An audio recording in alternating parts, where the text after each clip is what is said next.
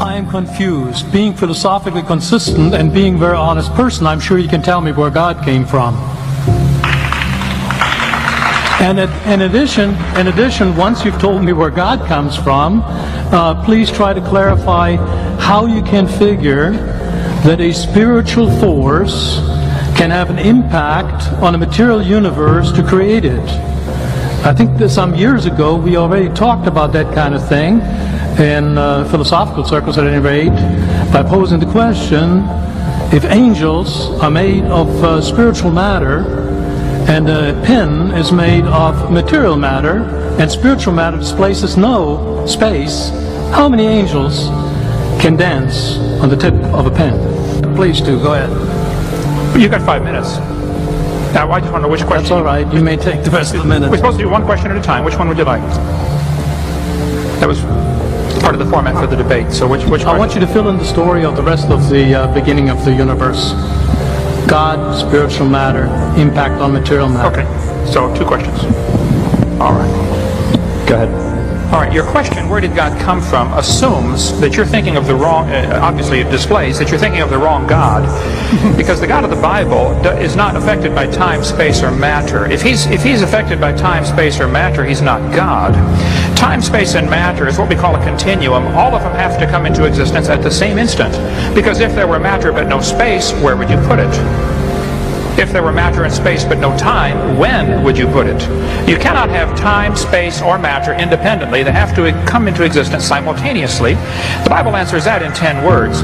In the beginning, there's time. God created the heaven, there's space, and the earth, there's matter.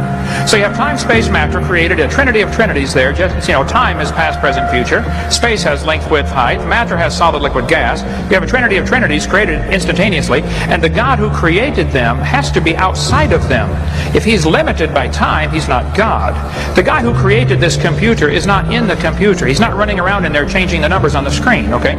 The God who created this universe is outside of the universe. He's above it, beyond it, in it, through it. He's unaffected by it. So for... Hola amigos, un saludazo de Cusatón. Aquí vemos a este ateo haciendo una pregunta que dice, ¿cuál es el inicio de Dios? Y la otra pregunta que hace es, ¿cómo puede un Dios que es un ser espiritual crear algo físico o tener influencia en el mundo material si Dios es espiritual? O por ejemplo, ¿cómo puede un ángel que es un espíritu mover un lápiz, que es algo físico? Básicamente, ¿cómo puede lo espiritual crear algo que es físico? Así que, si tomamos la pregunta a la ligera, de repente parece una pregunta con mucho sentido, ¿verdad? Pero luego vemos la respuesta que este señor Kevin Hovind le da a este señor ateo. Parece al principio como una excelente respuesta, porque la pregunta en sí está mal planteada, porque la sola palabra de Dios nos describe a un ser omnipotente, omnisciente, omnipresente, es decir, que Dios no tiene ni principio ni fin, que Dios todo lo sabe, Dios todo lo puede. Para nuestra mente finita es un concepto como difícil de entender. En sí, preguntarse cuál es el inicio de Dios, en realidad es una pregunta que desde el primer momento, implícitamente, está rebajando a Dios a la condición de un individuo creado, el cual sí tiene principio y fin.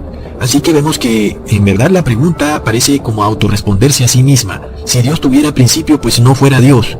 Y con razón vemos a estos ateos como ellos mismos establecen falsas premisas y finalmente se autorresponden basados en preguntas que en realidad son una respuesta a unas ideas preconcebidas. Pero luego viene la segunda pregunta: ¿cómo puede Dios, siendo un ser espiritual, influir o intervenir en un mundo físico? La respuesta del señor Kevin Hovind de nuevo es también bastante interesante, porque, bueno, en verdad Dios no está limitado por el espacio, ni el tiempo, ni la materia. Nosotros los seres humanos estamos limitados por esta triada. Estamos encerrados en este plano existencial, espacio, tiempo y materia. Por tanto, es claro que Dios no está limitado por esta triada de espacio, tiempo y materia. Dios es omnipresente, es alfa y omega, no tiene ni principio ni fin, es omnipotente. Por tanto, al no estar Dios limitado ni al espacio, ni al tiempo, ni a la materia, es claro que entonces Dios tiene el poder de controlar el espacio, el tiempo y la materia. Porque recordemos el inicio del Génesis, como se nos relata la historia de la creación de Dios cuando dice: en el principio, que es tiempo, es una unidad de tiempo, Dios creó los cielos y la tierra, que es espacio y es materia. Por lo tanto, esta capacidad de Dios de estar por fuera de esta triada de espacio, tiempo y materia lo hace totalmente capaz de influir sobre el espacio, el tiempo y la materia. Así que esta respuesta del señor Kevin Hovind al parecer parece muy correcta. El ser humano en verdad está limitado por el espacio, el tiempo y la materia. Pero luego él sigue adentrando un poco más en este tema. Nos muestra cómo cada uno de estos límites está regido por 3 límites. El espacio también está regido por el ancho, la profundidad y la altura. El tiempo por el pasado, el presente y el futuro. La materia es sólido, líquido y gas. Es decir que cada plano existencial, cada triada, es en sí otra triada. Algo que muchos creyentes llamarían la Trinidad de las Trinidades. Unas palabritas que parecen no muy inocentes. Porque amigos, lo que estamos viendo es como, si no analizamos esta respuesta, estamos siendo inducidos a un concepto muy pero muy errado, que es el concepto de la Trinidad. Muchos al escuchar esta Trinidad de Trinidades, inmediatamente brincarían de su puesto y dirían, Dios es una Trinidad, porque supuestamente Dios también es Padre, Hijo y Espíritu Santo, dirían algunos. El hombre supuestamente también es una Trinidad, cuerpo, alma y espíritu. De repente prácticamente este señor Kevin Hovind debería ser contratado por la Iglesia Católica o la Evangélica. Muchos dirían, ¿te das cuenta, Cusatón? Dios es una Trinidad. Algunos definen a esta Trinidad como un ser que se manifiesta en 3 personas distintas, Padre, Hijo y Espíritu Santo, pero al final son el mismo Dios. Algo así como la materia manifestándose en sólido, líquido, pero al final es la misma materia. Otros dicen que son 3 dioses distintos el uno del otro. Algo que podría ser también una especie de Trinidad, porque aunque son distintos, son como el ancho, el largo y lo profundo. Los 3 son una medida, pero al final uno es muy distinto del otro. Al parecer, esta respuesta dejaría muy claro que Dios es o un Dios trinitario o 3 dioses distintos, los cuales han creado este plano existencial en el cual vivimos en una trinidad de trinidades, y que todo empezó con la creación del espacio, el tiempo y la materia en el inicio del mundo, en el Génesis. Pero bueno, vamos con calma y miremos cómo sucedió todo esto de la creación. Porque cuando Dios crea a Adán y Eva, Dios en realidad no los enmarcó en esta trinidad de espacio, tiempo y materia. Porque aunque Dios sí enmarcó a la creación de él, es decir, al mundo, al Edén, en esta trinidad de espacio, tiempo y materia, Adán y Eva no estaban limitados por esta trinidad de espacio, tiempo y materia, porque Adán y Eva fueron creados inmortales. Es decir, que Adán y Eva tuvieron un inicio, pero no tenían un fin predestinado. Aunque Adán y Eva estaban materializados en cuerpos humanos, que es la materia, y habían sido colocados en el jardín del Edén, que es el espacio, Adán y Eva no estaban limitados por el tiempo de ninguna manera, aunque el tiempo podía ser medido, porque en efecto Dios creó el sol y la luna para medir los días y las noches, para las señales en las estaciones y contar los días y los años, pero en ellos este tiempo no ejercía ningún efecto o influencia alguna. Adán y Eva, por tanto, eran inmortales, libres del tiempo. Tenían un principio, pero no tenían un fin. Así que empezamos un poco a ahondar sobre si es verdad que el hombre fue creado en este plano trinitario. Y vemos que la respuesta básicamente es no, pero pongamos atención, porque es la serpiente la que se acerca a Eva y le dice, si comes del fruto del árbol, de cierto no morirás. Y luego Eva come. Y entonces ahí es cuando empieza el problema, porque cae sobre Eva la sentencia de muerte. Desde ese momento Dios dice, en polvo eres y en polvo te convertirás. Es decir, Dios ya le había dicho a Eva, si comes del fruto, de cierto morirás. Así que en ese momento el tiempo de Eva empieza a correr. Su vida se vuelve finita, se agota y ahora tiene una fecha límite. Es decir, que no fue Dios quien insertó a Eva en este plano trinitario, espacio, tiempo y materia. Fue Lucifer, y también fue la misma Eva con su decisión de desobedecer a Dios. Ahora tanto Adán como Eva tenían una hora y un día especificados en los cuales dejarían de existir para siempre y abandonarían este plano existencial de materia, espacio y tiempo. Y de paso, todos los que nacerían después de Eva y de Adán estaríamos encarcelados y prisioneros de esta Trinidad creada por Lucifer. Porque amigos, todas las personas tenemos un día, un año y un mes en el cual vamos a dejar de existir. Así que entendemos ahora que Dios tampoco creó al hombre en una trinidad del cuerpo, alma y espíritu, porque el hombre fue creado en cuerpo y en aliento de vida. No es que el hombre tiene un espíritu el cual puede salir caminando después de que el hombre muere, pues porque si es así entonces no habría muerto, simplemente cambió de piel, como la serpiente, ¿verdad? Porque la Biblia nos dice claramente, entonces el Señor Dios formó al hombre del polvo de la tierra y sopló en su nariz el aliento de vida, y fue el hombre un ser viviente, o en algunas traducciones dice alma viviente, Génesis 2:7. Por tanto, este aliento de vida es llamado en la Biblia alma, pero se refiere simplemente al hecho de que estamos vivos. El hombre, por tanto, fue creado en cuerpo y en un aliento de vida. Por tanto, no podemos hablar tampoco de una trinidad de cuerpo, alma y espíritu. Finalmente vemos que este tema de la trinidad de trinidades realmente no es como nos los presenta este señor Kevin Hovind. Esta trinidad de trinidades no le pertenece a Dios, le pertenece al enemigo de Dios. El problema del ser humano es que tiende a tratar de dar una explicación de qué es Dios a partir de la realidad de lo que el ser humano ya conoce, porque no puede explicarlo con lo que no conoce. Y como el hombre está limitado a un plano existencial de espacio, tiempo y materia, no por Dios, sino por culpa de Lucifer y también de Eva y de Adán, el hombre, por tanto, quiere saber, bueno, ¿cuál fue el inicio de Dios? ¿Qué es el tiempo? También quiere saber de qué está hecho Dios, que es la materia. ¿Y dónde está Dios? ¿Qué sería el espacio? El ser humano busca las respuestas a esta pregunta porque el ser humano trata de atribuirle a Dios las mismas características, la misma realidad que define al hombre, es decir, el espacio, el tiempo y la materia. Y realmente no se puede, porque la Biblia nos dice que Dios es el alfa y el omega, es decir, que no tiene principio ni fin, es decir, Dios no está limitado o regido por el tiempo. También nos dice que Dios no puede ser contenido en casas ni templos. El Dios que hizo el mundo y todas las cosas que en él hay, siendo Señor del cielo y de la tierra, no habita en templos hechos por manos humanas, ni es honrado por manos de hombres, como si necesitase de algo, pues Él es quien da a todos vida y aliento. Hechos 17:24. Sin embargo, el ser humano busca de una y mil maneras darle forma a Dios, es decir, materia, haciéndose imágenes de Dios, otorgándole un rostro a Dios, dándole una forma o figura, o inclusive buscando a alguien o algo que habite con Dios y dándole forma o figura a ese ser que supuestamente habita con Dios. Por tanto, el ser humano trata de materializar desesperadamente todo lo que esté supuestamente alrededor de Dios, con tal de que Él lo pueda tocar o ver. De igual forma también el ser humano busca darle una ubicación a Dios. ¿Dónde está Dios? Es decir, el ser humano busca contener a Dios en un sitio, el cual han llamado templo o iglesia. De esta forma, lo que están haciendo es limitar a Dios en 4 paredes, en un confinamiento terrenal. Y luego el hombre dice, Dios está aquí, o Dios está en mi templo, Dios está en mi religión y no está en tu religión. Pero en sí, ¿dónde está Dios? Dios no puede ser limitado, ni está limitado por nada, porque si fuera así, pues no fuera Dios. Y aún el hombre, por tanto, mira a esta trinidad de trinidades y dice, pues Dios debe ser una trinidad, o si no lo es, son 3 dioses, Padre, Hijo y Espíritu Santo. Y se crea de esta manera una imagen espiritual, un triángulo existencial, de lo que ahora sería el plano existencial de Dios, de su deidad, el cual estaría compuesto por estos 3 dioses, Padre, Hijo y Espíritu Santo. De esta forma, si el hombre no puede limitar a Dios en su plano existencial, trinitario de tiempo, espacio y materia, ahora lo limita en un plano o triángulo espiritual llamado Espíritu Santo, Padre e Hijo. Y es de esta manera como el ser humano busca desesperadamente explicar a la deidad.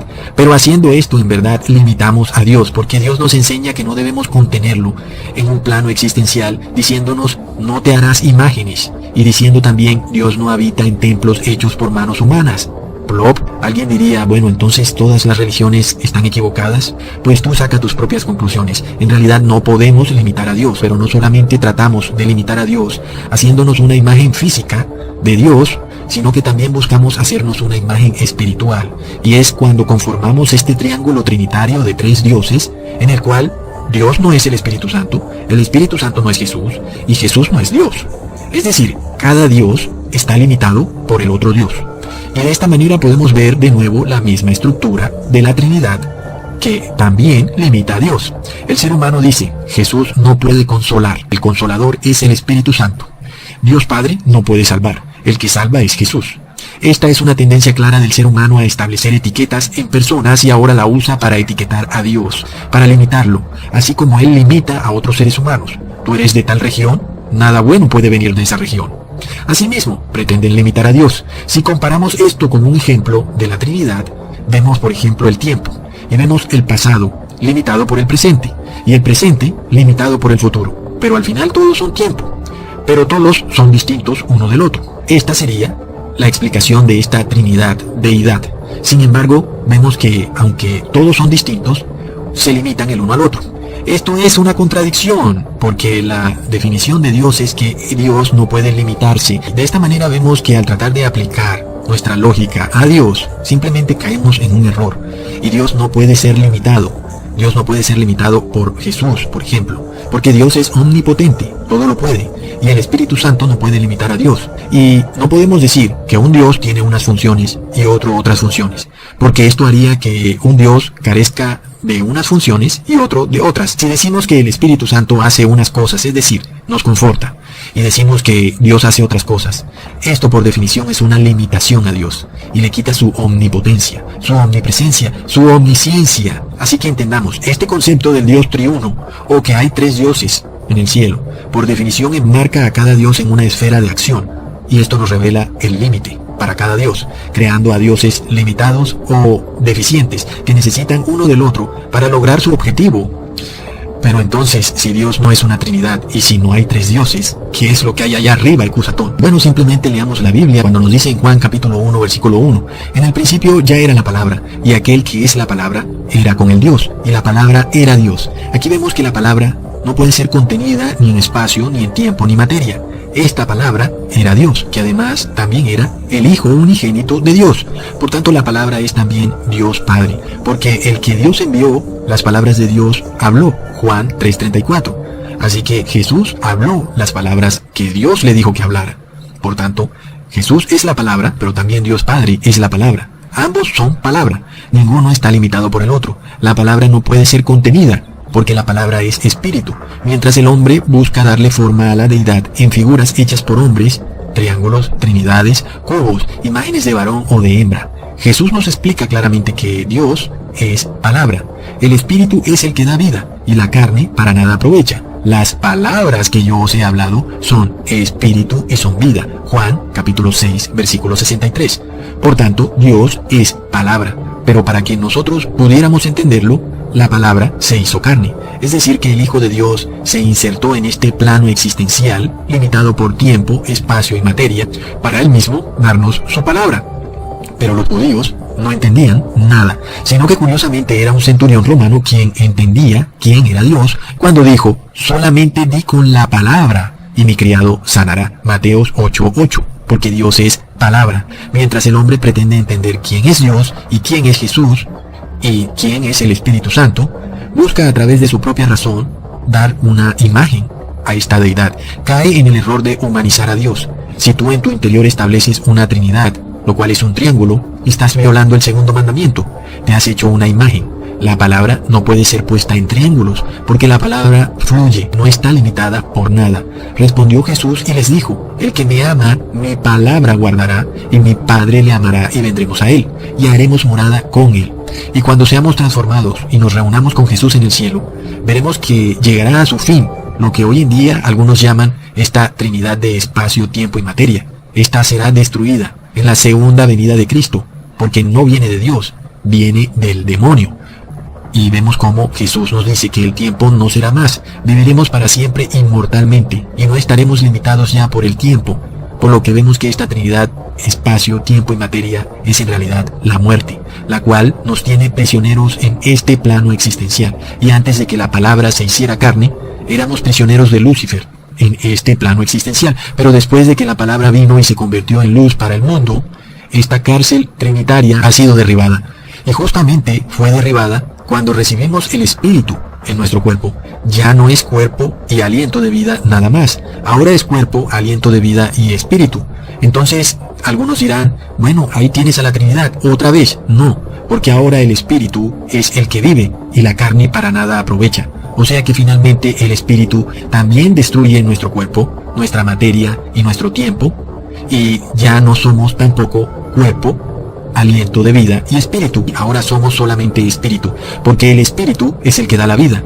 La carne para nada aprovecha. Las palabras que yo os he hablado son espíritu y son vida.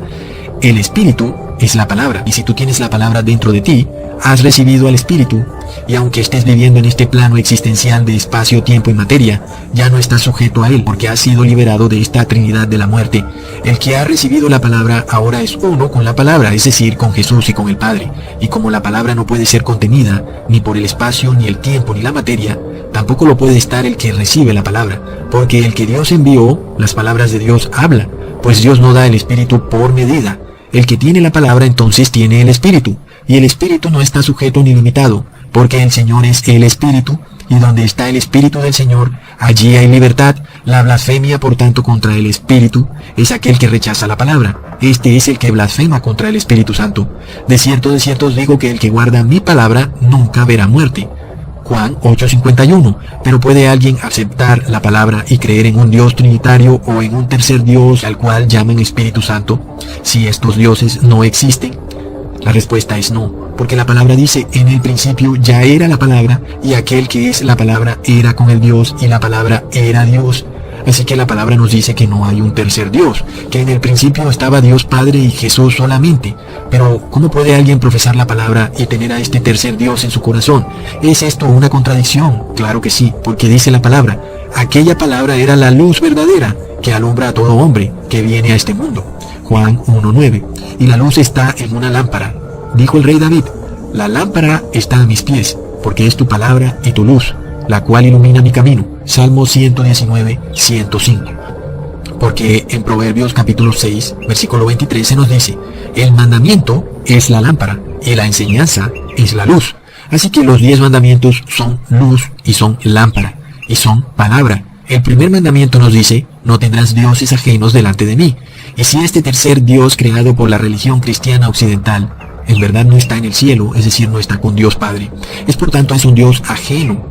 Y si este Dios trinitario no es tampoco Dios Padre, estamos hablando de un Dios ajeno, así que estaríamos contrarios a la palabra, no tenemos luz y estaríamos violando el mandamiento, que es la lámpara, que es Jesús. El Señor es mi luz y mi salvación. Salmos 27:1.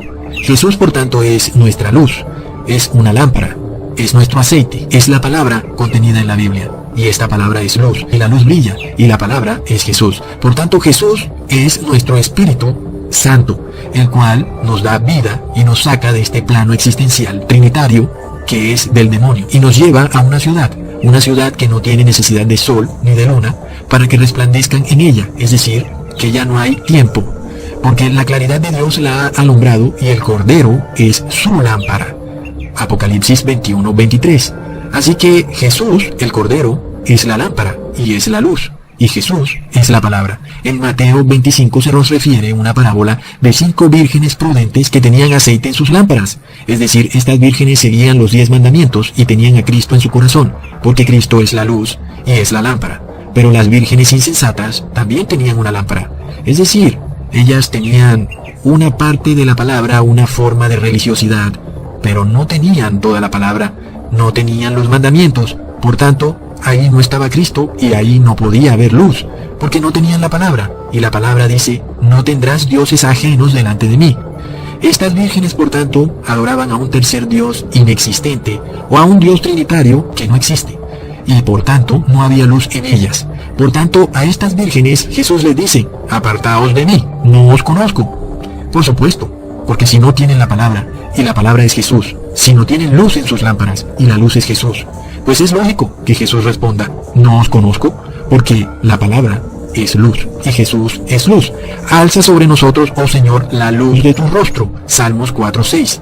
El que me rechaza y no recibe mis palabras, tiene quien le juzgue. La palabra que he hablado, ella le juzgará en el día postrero. Hasta pronto, amigos.